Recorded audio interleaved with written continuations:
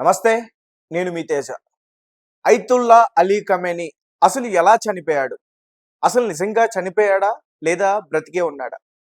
80% వరకు కూడా అతను అందరూ చనిపోయాడని అనుకుంటున్నారు. ప్రపంచవ్యాప్తంగా చాలా దేశాల నుంచి కూడా అతను చనిపోయాడనే డిక్లేర్ చేశాయి.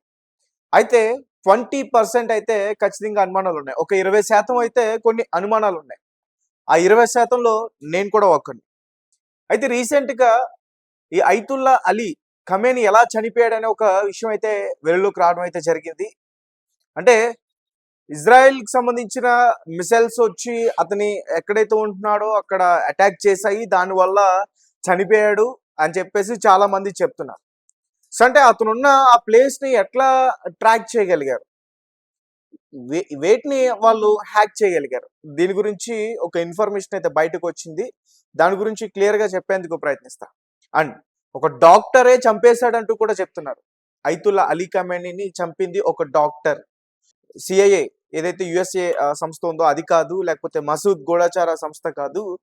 ఐతుల్లా అలీ ఖమేనీని చంపింది ఒక సాధారణ డాక్టర్, ఒక క్లినిక్ డాక్టర్ అంటూ కూడా చెప్తున్నారు. ఐతుల్లా అలీ ఖమేని ఎక్కడైతే ప్రాంతంలో నివాసిస్తున్నాడో ఇరాన్‌లో అతను ఉండే ఆ ప్రాంతం పేరు పచ్చర్ స్ట్రీట్.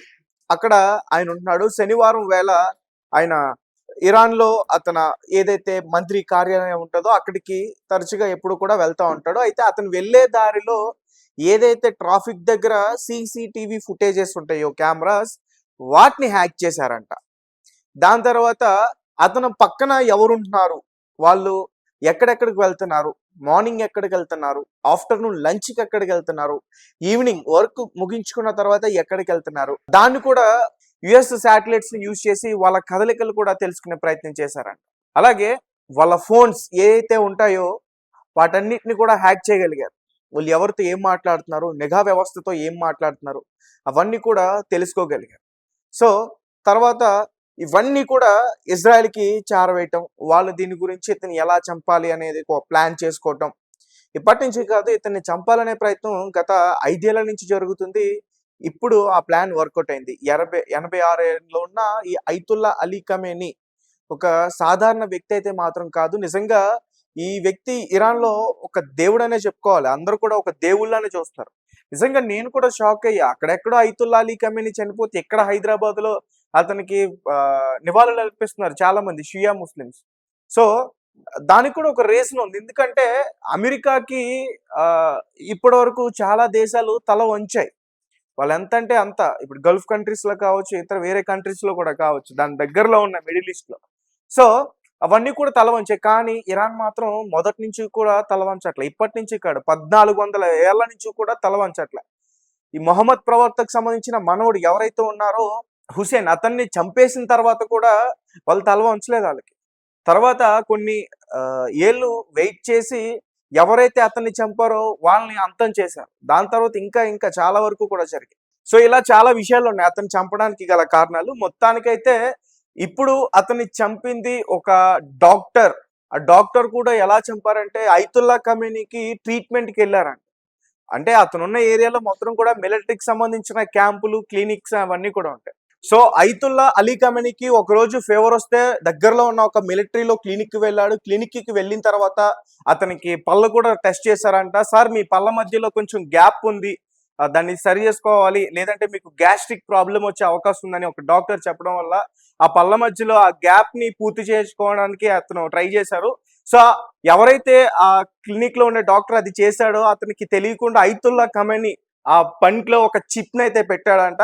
సో, ఆ చిప్‌ని ట్రాక్ చేసి ఈరోజు ఐతుల్లా ఖమేనీని చంపేశారని చెప్పేసి చాలా మంది బయట ఈ రకంగా మాట్లాడుతా ఉన్నారు. అందులో ఎటువంటి వాస్తవం ఉందా? లేదా? అనేది ఇరాన్‌కి సంబంధించిన మిలిటరీ ఐఆర్‌జేసీయే బయటికి తెలియపరచాలి.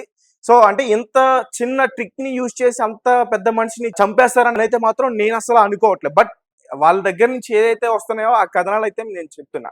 సో, అలా అతన్నే కాకుండా అలా మిలిటరీ క్యాంప్స్ దగ్గర ఇంకా మిలిటరీ ఆఫీసర్స్ ఇంకా రకరకాల ప్రాబ్లమ్స్‌తో సాధారణంగా క్లినిక్స్‌కి వెళ్తా ఉంటారు. సో, అలా వెళ్ళినప్పుడు కూడా వాళ్ళకి ఏదైనా చిన్న ఆపరేషన్స్ చేసినప్పుడు కూడా సినిమాల్లో చూపించినట్టు చిప్పులు పెట్టేశారంట. ఎక్కడికక్కడ పేగుల దగ్గర, పొట్టలో, మెడ దగ్గర ఎక్కడికక్కడ చిప్పులు పెట్టేసి వాళ్ళని ట్రాక్ చేయటం, ఈ ట్రాఫిక్ కెమెరాస్ ని హ్యాక్ చేయటం. ఇరాన్ కూడా చైనా శాటిలైట్స్ ని యూజ్ చేసి చాలా ప్రయోగాలు చేస్తా ఉంది. సో ఆ చైనాకి సంబంధించిన శాటిలైట్స్ ని కూడా యుఎస్ఏ హ్యాక్ చేసి మొత్తం వాళ్ళ అడుగు జాడలన్నీ కూడా పూర్తిగా తెలుసుకుని ఐతుల్లా ఖమేనీని చంపేశారు ఇంత ఈజీగా అని చాలా మంది చెప్తా ఉన్నారు. మరి చూడాలి ఇందులో ఎటువంటి వాస్తవం ఉందా లేదా అనేది అయితే ఖచ్చితంగా ఇంకా తెలియాలి. అయితే ఇదంతా ఒక స్టోరీ అయితే ఇంకొక స్టోరీ చెప్తున్నారు. సో ఇరాన్ లో బడే సాబ్ అనే ఒక యాప్ ని యూజ్ చేస్తారు. అదేంటంటే ఇరాన్ ప్రజలు ప్రార్థనలు చేసుకోవడానికి అందులో ఉన్న ప్రోవెబ్స్, వాక్యాలు ఇవన్నీ కూడా వస్తూ ఉంటే ఆ సమయం ఏ ఏ సమయం మంచిది, హిందూ సాంప్రదాయంలో ఎలా ముహూర్తాలు ఉంటాయో గడియలు, అలాగా ముస్లింలో అట్లా ఏ సమయం మంచిది, ప్రార్థన వేళలు ఏంటి, ఇట్లా దీన్ని యూజ్ చేసుకోవడానికి వాళ్ళకి బడే సాబ్ అని ఒక యాప్ ఉంది. ఇరాన్ పెద్ద మొత్తంలో దాన్ని చాలా మంది ఎక్కువగా యూజ్ చేస్తారంట. సో ఆ బడే సాబ్ యాప్ ను కూడా హ్యాక్ చేశారు. హ్యాక్ చేసి నిఘా వర్గాల దగ్గర నుంచి సమాచారం తెలుసుకోగలిగారు. దాని తర్వాత ఇంత ఈజీగా టార్గెట్ ని వాళ్ళు ఛేదించి అతన్ని చంపగలిగారని చెప్పేసి బయటకు వస్తున్నది ఈ వార్త. సో ఇందులో ఎంతవరకు నిజముందో అబద్ధం ఉందో అనేది అయితే మాత్రం నాకు తెలీదు. అండ్ మీరు విన్న తర్వాత మీ కామెంట్స్ ఏంటి, మీరేం చెప్తారు? ఒక డాక్టర్ ఐతుల్లా ఖమేనీని ఇంత ఈజీగా చంపాడంటే మీరు నమ్ముతారా? సో మీ విషయాన్ని మాకు ఖచ్చితంగా కామెంట్ సెక్షన్ లో తెలియపరచండి.